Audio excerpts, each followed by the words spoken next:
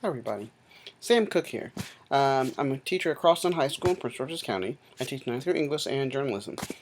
This year I decided to incorporate a project or an assignment with my journalism class, which was a found object writing assignment.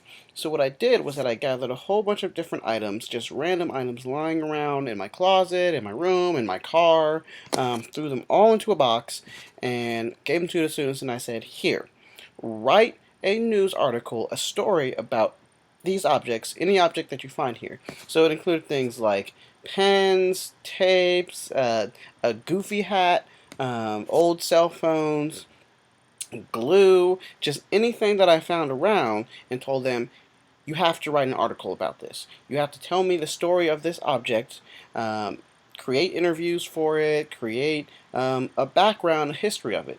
Because I was trying to tell them is that many times journalists will write stories about objects, stories that give us the history and the knowledge about a piece of object that you could just find lying around anywhere.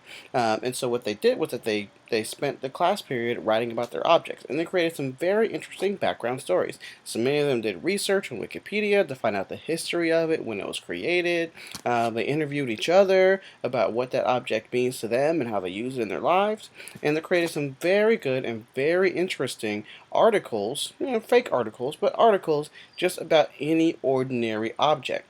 Found objects can create their own story if you let them. And when you take that found object and you decide, hey, I'm going to tell the story of this object that most people don't even think about, you actually find out a lot of interesting things. Objects have their own storyline, and any object has a long history of where it came from, who built it, who made it, how it was used, and students, especially in journalism, can take anything they find and tell the history of it and tell the interesting background of it for readers to know, hey, look, this everyday object that you use and just see every day, this everyday object that is around you all the time but you don't think about, guess what? It has a history.